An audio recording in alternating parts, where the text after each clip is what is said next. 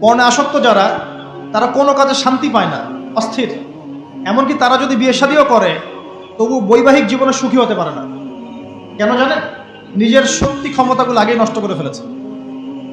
এবং অনেকগুলো মেয়ে যখন আপনি দেখবেন নগ্ন, তখন আপনার স্ত্রীকে আপনার কাছে সুন্দর মনে হবে না।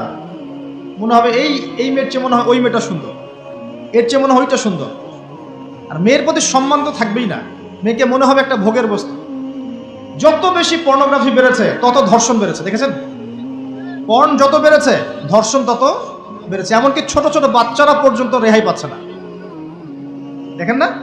ছোট ছোট বাচ্চা, 5 বছর 10 বছরের বাচ্চারা, মেয়ে বাচ্চাদের কথা বলছি, এদেরকেও ধর্ষণ করা হচ্ছে। যাদের ঘরে কন্যা সন্তান আছে তারা খুবই এখন বিপর্যয়ের মধ্যে আছেন আপনারা, আমরা। কারণ সমাজটা তো নষ্ট হয়ে যাচ্ছে। আপনার মেয়েকে কতদিন ঘরে রাখবেন? বাইরে তো পাঠাতেই হবে।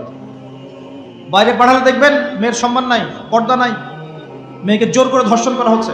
বাসে, ট্রেনে, অটোতে, অমুকে তমুকে, ট্রাকে মেয়েকে ধর্ষণ করা হচ্ছে। আর প্রত্যেক ধর্ষকের তো আর ইসলামিকভাবে বিচার হচ্ছে না, হচ্ছে?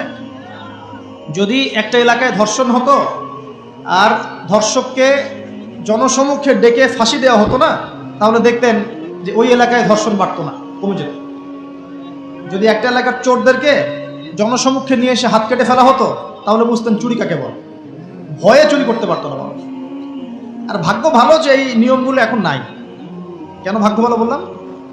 ভাগ্য ভালো কেন বললাম? কারণ এই নিয়ম যদি এই মুহূর্তে চালু করা হয়, এই মুহূর্তে যে এখন এই সেকেন্ডের মধ্যে চালু করা হয়, তাহলে অনেক বড় বড় রাঘব বোয়াল যারা আছে ওদের হাত থাকবে না। আল্লাহ রাব্বুল আলামিন বলছেন, ইয়া আইয়ুহাল্লাযীনা আমানু, হে মুমিনগণ, তোমরা যারা ঈমান এনেছো, ইত্তাকুল্লাহ, তোমরা আল্লাহকে ভয় করো। ওয়ালা তামুতুন্না ইল্লা ওয়া আনতুম মুসলিমুন। এর আগে আল্লাহ পাক বলছেন হাক্কা তুকাতিহ, ভয় করার মতো করে ভয় করো। ওয়ালা তামুতুন্না ইল্লা ওয়া আনতুম মুসলিমুন, পরিপূর্ণ মুসলিম না হয়ে কেউ মৃত্যুবরণ করো না। আল্লাহ পাক এখানে মুমিনদেরকে বলছেন ইয়া আইয়ুহাল্লাযীনা আমানু, হে মুমিনগণ। কারা মুমিন? উত্তর পেতে হলে চলে যেতে হবে হাদিসে জিবরিলে। কোন হাদিস? হাদিসে জিবরিল, সহিহ মুসলিম হাদিস নাম্বার 9, মিশকাত হাদিস নাম্বার 2। রাসূলুল্লাহ সাল্লাল্লাহু আলাইহি ওয়াসাল্লাম মসজিদে বসে আছেন। এমন সময় একজন ব্যক্তি মসজিদে প্রবেশ করলেন। আমার কি ভাষা বুঝতে পারছেন? আচ্ছা, আমি চট্টগ্রামে গেলে বিপদ। চট্টগ্রাম, কক্সবাজার, সিলেট, আমি কোনো ভাষা বুঝি না। আমার ভাষা মানুষ বোঝে কিনা আমি তাও কনফিউজ থাকি। তো যাই হোক, আমি সরল বাংলায় বলার চেষ্টা করছি। আল্লাহ পাক বলছেন হে মুমিনগণ। কারা মুমিন? উত্তর আছে হাদিসে জিবরিলের মধ্যে। জিবরাইল আলাইহিস সালাম মানুষের রূপ ধরে মসজিদ নববীর মধ্যে আসলেন এবং সাহাবীদের সামনেই আসলেন।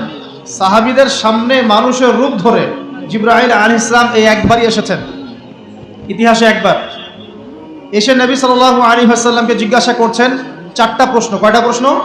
4টা। 1 নম্বর জিজ্ঞাসা করছেন ইয়া মুহাম্মদ, বলবেন সাল্লাল্লাহু আলাইহি ওয়াসাল্লাম, হে মুহাম্মদ সাল্লাল্লাহু আলাইহি ওয়াসাল্লাম, আখবিরনি আনিল ইসলাম, আমাকে ইসলাম সম্পর্কে বলুন।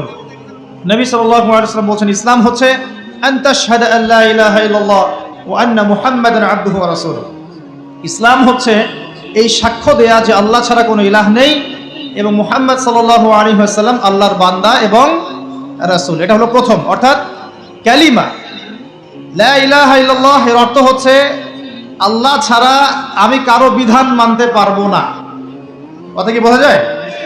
আল্লাহ ছাড়া আমি কারো দাসত্ব করব না। আল্লাহ ছাড়া কেউ আমার রব নয়, কেউ আমার রিজিক দাতা নয়, কেউ আমার জীবন দাতা নয়, কেউ আমার মৃত্যু দাতা নয়, এমনকি আল্লাহ ছাড়া বিধান দেওয়ার মালিকও কেউ না। মুহাম্মদুর রাসূলুল্লাহ, অর্থাৎ আল্লাহকে পাওয়ার জন্যে যে তরিকা, মুহাম্মদ সাল্লাল্লাহু আলাইহি ওয়াসাল্লামের পথ ও পদ্ধতি অনুসরণ করতে হবে। এই তরিকার বাইরে অন্য কোনো তরিকা ফলো করা যাবে না। হ্যাঁ, তবে তার তরিকা ফলো করা যাবে যার কথা এবং কাজ নবীর সাথে মিলে যায়, আলহামদুলিল্লাহ। যারটা মিলে না তারটা নেওয়া যাবে না। মুহাম্মদুর রাসূলুল্লাহ মানে নিজের মন গড়া কোনো কাজ করা যাবে না। ইবাদত করার ক্ষেত্রে প্রত্যেকটা কাজ নবী সাল্লাল্লাহু আলাইহি ওয়াসাল্লামের সুন্নাত মোতাবেক করতে হবে। মুহাম্মদুর রাসূলুল্লাহ সাল্লাল্লাহু আলাইহি ওয়াসাল্লাম। 2 ওয়া আন তুকিমাস সালাত, তুমি 5 ওয়াক্ত সালাত আদায় করবে। একটা হাদিসের মধ্যে এসেছে মান তারাকা সালাতা মুতাআম্মিদান ফাকাদ কাফার, নবী সাল্লাল্লাহু আলাইহি ওয়াসাল্লাম বলেছেন, কোন ব্যক্তি যদি, মুসলিম ব্যক্তি, ইচ্ছাকৃতভাবে তার উপর অর্পিত ফরজ নামাজ ছেড়ে দেয়, সে ব্যক্তি কুফরি করলো। কি করলো? আর মুয়াজ বিন জাবাল রাদিয়াল্লাহু আনহু নবীজি বলছেন, মান তারাকা সালাতান মুতাআম্মিদান ফাকাদ বারিআত মিন যিম্মাতিল্লাহ।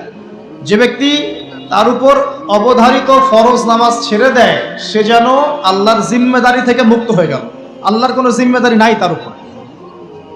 90% মুসলিমের দেশে এটা খুবই দুঃখজনক যে আমাদের মধ্যে বেশিরভাগ মানুষ 5 ওয়াক্ত নামাজ পড়ে না। শুধু বড় গলায় কি 90% মুসলিম বললে হবে? যখন 90% মুসলিমের দেশের 100% মুসলিম 5 ওয়াক্ত নামাজ পড়বে, ইসলাম এমনি এমনি প্রতিষ্ঠা হয়ে যাবে ইনশাআল্লাহু তাআলা। যখন মুসলিম কান্ট্রির বেশিরভাগ মানুষই নামাজি হবে, ইনশাআল্লাহ আল্লাহর জমিনে আল্লাহর দিন প্রতিষ্ঠা হয়ে যাবে ইনশাআল্লাহ। আমরা যদি নামাজ আদায় না করি, দিন কি প্রতিষ্ঠা হবে ভাই? আমরা তো আমাদের দেহের উপরেই দিনটা প্রতিষ্ঠা করতে পারলাম না। পরিবারে করব কিভাবে, সমাজে কিভাবে করব, আর বিশ্বে কিভাবে করব? তবে আলোচনার একটা উদ্দেশ্য বলে দিয়ে থাকি, আগেই বলে দেই, ইসলাম দিয়ে পৃথিবী শুরু হয়েছে, নবী দিয়ে সভ্যতা শুরু হয়েছে, ইসলাম দিয়েই পৃথিবী শেষ হবে, নবী দিয়েই সভ্যতা শেষ হবে ইনশাআল্লাহ। শুরু হয়েছে আদম আলাইহিস সালামকে দিয়ে এবং শেষ হবে ইনশাআল্লাহ তাআলা নবী ঈসা আলাইহিস সালামকে দিয়ে। এই কথাটা মাথায় রাখবেন। ইভেন আমরা যে পলিটিক্যাল সিস্টেমগুলো ফলো করি না, এগুলোর তন্ত্রমন্ত্র ওরাই দিয়েছে। যে মিডিয়াগুলো আছে বিশ্বে বড় বড়, সবকিছু ওদের হাতে। ফাইন্যান্স বলে, ফাইন্যান্স মানে বাণিজ্য, ট্রেড, এগুলো ওদের হাতে। বিশ্বের বড় বড় সেক্টরগুলো ওরা শাসন করছে, এটা সত্য। আরেকটা মারাত্মক কথা হচ্ছে, বিশ্বকে শাসন করতে হলে কিছু অস্ত্র লাগে। কি লাগে? অস্ত্র শস্ত্র ছাড়া হবে না। একটা দেশের সাথে একটা দেশের মনে করেন খারাপ সম্পর্ক, এখন একটা দেশের কাছে আছে দাকুরাল, আর একটার কাছে আছে পারমাণবিক অস্ত্র, কে জিতবে? যার কাছে যত ভারী অস্ত্র আছে, শক্তিশালী, তার দাপট তত বেশি। এইসব বড় বড় মারণাস্ত্রগুলো, যেগুলোকে আমরা বলি নিউক্লিয়ার ওয়েপেন্স অথবা বলি থার্মোনিউক্লিয়ার ওয়েপেন্স, এগুলো ওদের হাতে। মাসিহ আসলে পরে তারা বিশ্ব শাসন করবে, এটা ওদের যে তালমুদ, এই গ্রন্থের মধ্যে লেখা আছে। এবং তারা মনে করে যে এই দাজ্জালই হচ্ছে মাসিহ, তারা মনে করে। আর আমরা জানি হাদিস থেকে এই দাজ্জাল সত্যিকারের মাসিহ নয়। সত্যিকারের মাসিহকে ঈসা আলাইহিস সালাম। আল্লাহ পাক ঈসা আলাইহিস সালামের হাতে এই মিথ্যা মাসিহকে মেরে ফেলবেন প্যালেস্টাইনের বাবেলুদ নামক জায়গায়। কোন জায়গা? বাবেলুদ, হাদিসে বর্ণিত আছে। এবং তাকে মারার পরে নবী ঈসা আলাইহিস সালাম সেখান থেকে পুরো বিশ্বে আবারও ইসলামিক একটা খিলাফা কায়েম করবেন ইনশাআল্লাহ তাআলা। এটা হচ্ছে ইসলামের গন্তব্য, এটা হবেই। পৃথিবীর যত পরাশক্তিগুলো আছে, এরা সবাই যদি ঐক্যবদ্ধ হয়ে যায় এবং এই ভবিষ্যৎবাণীটাকে মুছে ফেলতে চায়, কশ্চিনকালেও সফল হবে না ইনশাআল্লাহ। কারণ এটা বলেছেন কে?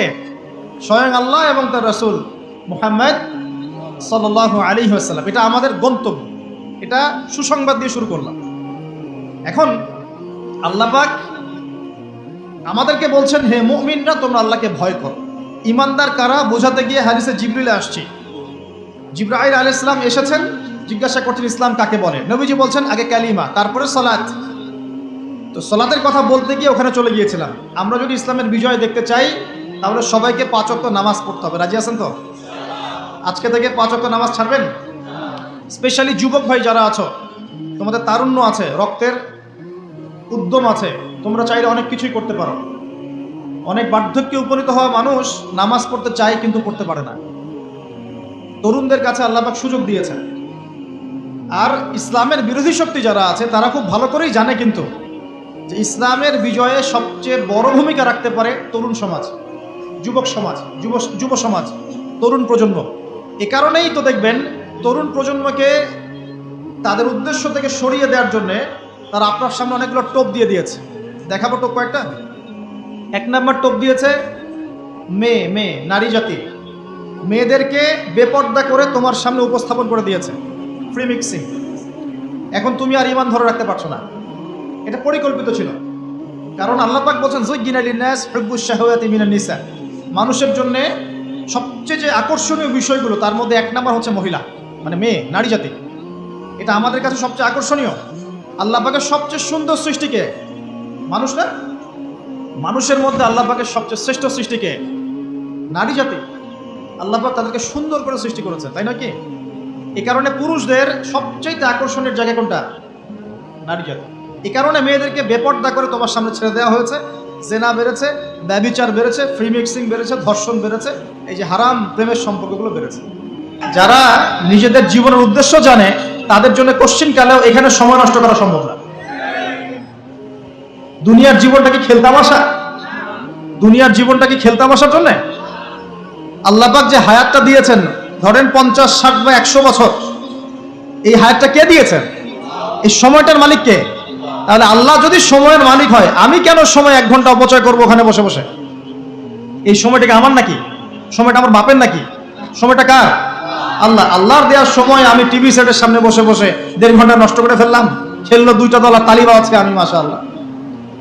কালকে দেখলাম কক্সবাজার থেকে আসার সময় রাস্তা ব্লক, পুরা একটা দল জিতেছে, পুরো রাস্তা ব্লক, হাঁটা যাচ্ছে না, মিছিল, পাগলের মতো মানুষ মোটরসাইকেলে ছুটছে, গাড়ি নিয়ে ছুটছে, সিগারেট খাচ্ছে, আরো যে কি কি খাচ্ছে, মেয়ে নিয়ে ঘুরছে, আর একটা পতাকা নিয়ে ঘুরছে। যে দেশের পতাকা নিয়ে ঘুরছে ওই দেশ জানেও না মনে হয় যে এই দেশে এই আমার সাপোর্টার আছে। হ্যাঁ, আর খেয়াল করে দেখবেন এই আয়োজনগুলো এখন করানো হচ্ছে মুসলিম দেশগুলোকে দিয়ে। মানে মুসলমানদের অবস্থা দেখলে এখন মনে হচ্ছে সুবহানাল্লাহ, যে হারাম একটা কাজকে জায়েজ করার যে কত তরিকা বের হয়েছে এখন। একটা মুসলিম কান্ট্রি জিতেছে, মানে ভাবখানা এমন যে এই জেতার ফলে আমরা ইসলামী খেলাফত কায়েম করে ফেলেছি। ভাবখানা এমন যে কুফফারদের সাথে মনে হয় যুদ্ধ জিহাদ করে বিশ্বের বুকে ইসলাম কায়েম করে ফেলেছে। ভাবখানা এমন। এই স্টেডিয়ামগুলো করতে কত কোটি বিলিয়ন বিলিয়ন ডলার খরচ করতে হয়েছে, কত শ্রমিক যে এই স্টেডিয়ামগুলো বানাতে মারা গেছে তোমরা জানোই না। কি হচ্ছে এখানে? পশ্চিমারা আসছে, এনজয় করছে, খেলাধুলা হচ্ছে। বিষয়টা কি জানেন? আমাদেরকে এই খেলাধুলার অহেতুক কাজে ব্যস্ত করে দিয়ে ওরা ওদের এজেন্ডা বাস্তবায়ন করছে। দেখবেন যখন যখন রমজান মাস আসে তখন তখন দেখবেন মুসলিম কান্ট্রির উপর নির্যাতন বাড়ে। যখন যখন বড় বড় ইভেন্ট হয়, ওয়ার্ল্ড কাপ, এইটা সেটা, দেখবেন ভিতরে ভিতরে মুসলিম কান্ট্রির উপর নির্যাতন বাড়তে থাকে। মানুষ একদিকে তাকায় থাকে আর একদিকে উদ্দেশ্য সাধন করতে থাকে। বুঝাচ্ছি বিষয়টা। আপনার 5টা বাচ্চা আছে মনে করেন, খুব জ্বালায়, কান্নাকাটি করে, হইচই করে। আপনি মোবাইল ফোনটা বের করে দিয়ে বলেছেন, বাবা বস, তোরা 5 জন মিলে একটা কার্টুন দেখ, আমি একটু কাজটা করি। দিয়ে দিলেন, ও কার্টুন দেখছে চুপচাপ, কেউ কোনো ডিস্টার্ব নাই। আর বুঝতে পারছেন? আর এই যে বাচ্চাগুলো কার্টুন দেখছে না, এগুলো হচ্ছে আমরা এখন। আর ওই যে কাজ করছে বাপ, এটা হচ্ছে ওরা, পশ্চিমারা। আমার কথা কি বুঝতে পারেন? আচ্ছা, আমি সহজ করার চেষ্টা করছি। প্রিয় যুবক ভাইরা, মেয়ে তো উন্মুক্ত করে দিয়েছেই, মাদক তো দিয়েছেই, জুয়া দিয়েছে, অহেতুক এসব খেলতামাশা দিয়েছে তোমার সামনে, তোমার সময় কেড়ে নেওয়ার জন্য, তোমার হায়াত কেড়ে নেওয়ার জন্য। তোমার মূল্যবান হায়াত, যে হায়াতটাকে তুমি আল্লাহর পথে দাওয়াতের কাজে ব্যয় করবা, দিন চর্চার কাজে ব্যয় করবা, আল্লাহর ইবাদতের কাজে ব্যয় করবা, আমর বিল মারুফ নাহি আনিল মুনকারের কাজ করবা, এই সময়টা ওরা কেড়ে নিয়েছে তোমার কাছ থেকে। বুঝতে পারছো না তুমি? আবার নেশা দিয়ে তোমার ভিতরটা নষ্ট করে ফেলেছে, জেনা দিয়ে তোমার অন্তরের নূর নষ্ট করে দিয়েছে, ফ্রি মিক্সিং দিয়ে জেনা এবং তোমার যে পবিত্রতা, চারিত্রিক পবিত্রতা নষ্ট করে দিয়েছে। আরো দিয়েছে পর্নোগ্রাফি। পর্নোগ্রাফি বেশিরভাগ যুব সমাজ এখন বাসায় গিয়ে রাতের বেলা পর্ন দেখে। দেখা যায় সারাদিন ভালো কাজ করে, বাসায় গিয়ে রাতের বেলা পর্ন দেখে। পর্নোগ্রাফি দেখে না বা দেখে নাই কখনো, এমন একটা ছেলে খুঁজে পাওয়া যাবে না। আর যখন আপনি এগুলোতে অভ্যস্ত হয়ে যাবেন তখন শরীর খারাপ হয়ে যাবে, মন ভালো থাকবে না, আপনি একাকী গোপন পাপ করবেন, শরীর দুর্বল হয়ে পড়বে। একটা মেয়ের দিকে আপনি সম্মানের চোখে তাকাতে পারবেন না, মনে হবে মেয়ে মানেই মনে হয় ভোগের বস্তু।